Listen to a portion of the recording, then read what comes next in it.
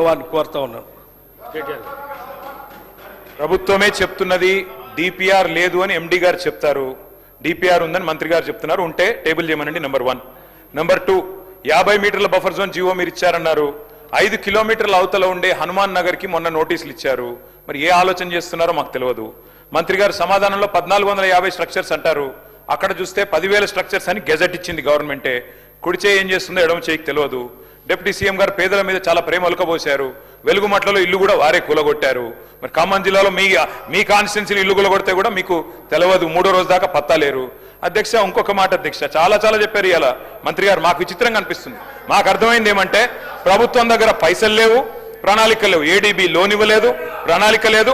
కేవలం 1,50,000 కోట్ల దోపిడీకి మేము వ్యతిరేకం తప్ప మూసీకి వ్యతిరేకం కాదు. ఈ ప్రభుత్వ వైఖరికి నిరసనగా మేము వాకౌట్ చేస్తా ఉన్నాం అధ్యక్ష.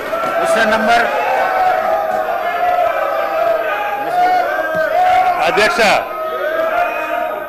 వెలుగుమట్లకు సంబంధించి గౌరవ సభ్యులు చెప్పారు అధ్యక్ష.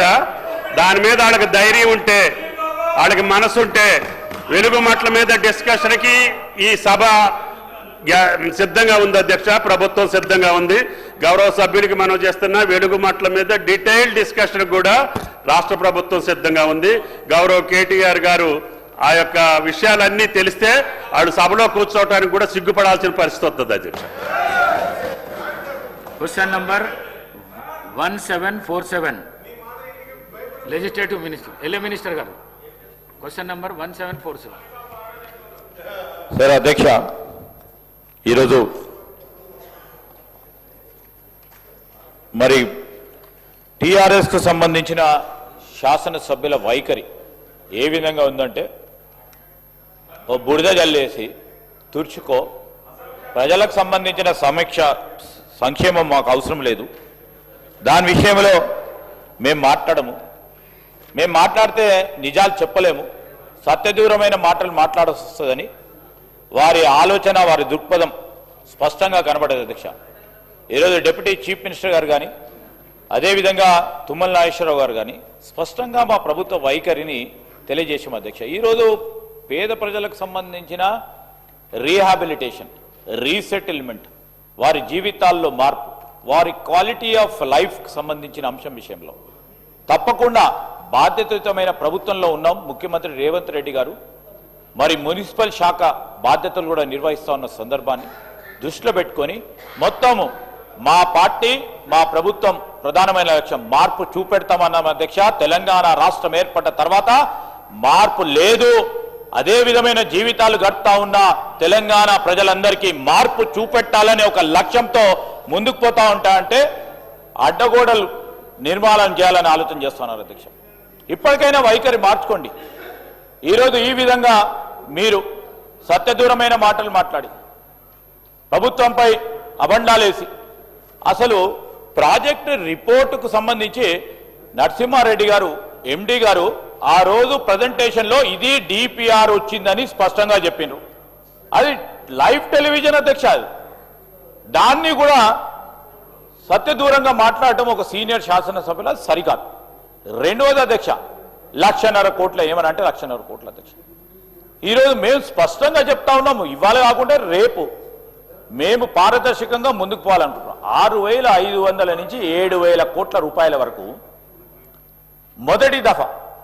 మొదటి దశకు సంబంధించిన డిపిఆర్ వచ్చిందంటే మళ్ళా 1,50,000 కోట్లు ఒక పర్స్పెక్టివ్ తీసుకుపోవాలన్న ఆలోచన వారు చేసిందని అందరు చేస్తారని అనుకోవటం సరికాదు. రెండవది, ఈరోజు జంట నగరాలకు సంబంధించిన ప్రధానమైన సమస్య అధ్యక్ష. మేము ఓపెన్గా చెప్పాము, డిస్కషన్ చేస్తాము రండి, షార్ట్ డిస్కషన్ చేపడతామని చెప్పామని అధ్యక్ష. అయినా కానీ ఈరోజు షార్ట్ డిస్కషన్ మేము రాం అన్నట్టు వారి వైఖరి కనబడతా ఉంది. ఈరోజు మూసీ నది ప్రక్షాళనే విషయంలో వారికి చిత్తశుద్ధి లేదు. మూసీ నది ఇరువైపులు ఉంటున్న ప్రజానికానికి, మరి చిట్ట చివర ఉన్న నల్గొండ జిల్లా వాసులందరికీ శుద్ధమైన నీరు కానీ శుద్ధమైన గాలిని అందించడానికి మేము సహకరించము, మా ఆలోచన ఇదే విధంగా ఉంటుందని స్పష్టంగా వారు చెప్పి వారు బయటికి వెళ్ళారు. ఇప్పటికైనా వారిలో మార్పు రావాలని మేము కోరుతా ఉన్నాం ఈ ద్వారా. అదేవిధంగా అధ్యక్ష, మీరు మరి నాకు డెలిగేట్ చేసిన అంశం విషయంలో గౌరవ ముఖ్యమంత్రి గారి తరఫున ఈరోజు 1747 ప్రశ్నకు సంబంధించి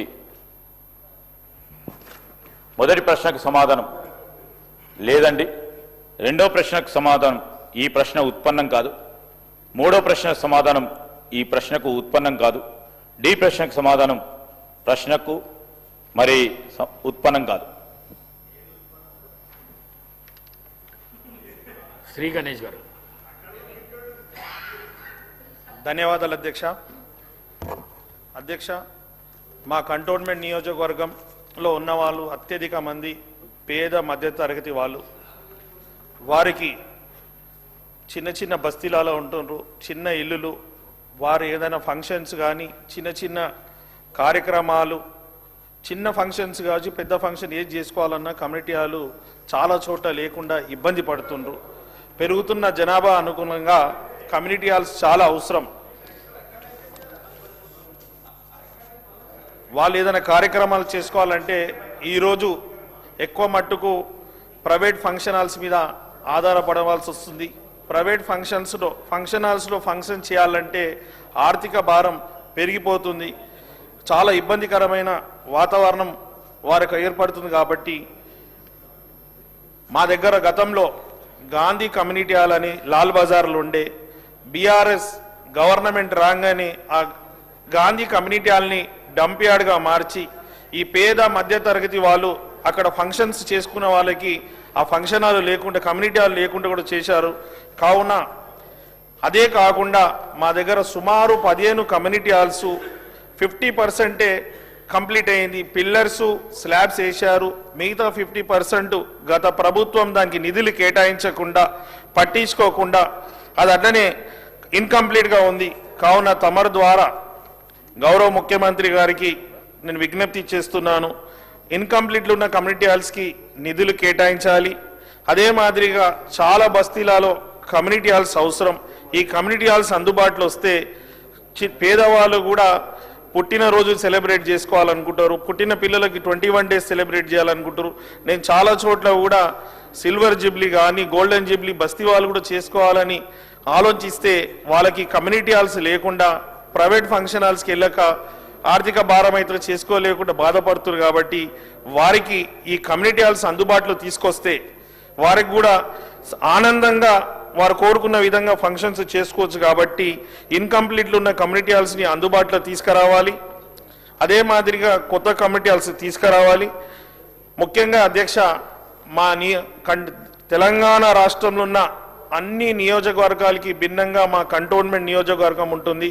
మా కంటోన్మెంట్ కాన్స్టిట్యున్సీలో అత్యధిక శాతం కంటోన్మెంట్ బోర్డు, ఆ బోర్డు వచ్చి సెంట్రల్ అధీనంలో ఉంది. కాబట్టి గత ప్రభుత్వం పట్టించుకోక కేంద్రం కూడా ఎలాంటి సహకారం అందించకుండా ఈ కమ్యూనిటీ హాల్స్ ఎన్నో రోజుల నుంచి పేద ప్రజలు ఇబ్బంది పడుతున్నా వారికి ఎవరు పట్టించుకోలేదు. కాబట్టి తమరి ద్వారా గౌరవ ముఖ్యమంత్రి గారికి నేను విజ్ఞప్తి చేస్తున్నాను, ఎంత తొందరగా అయితే అంత తొందరగా ఇన్కంప్లీట్ ఉన్న కమ్యూనిటీ హాల్స్కి నిధులు కేటాయించాలని, కొత్త కమ్యూనిటీ హాల్స్కి డబ్బులు కేటాయించాలని, ఒక 2 పెద్ద ఫంక్షన్ హాల్స్ కూడా మ్యారేజెస్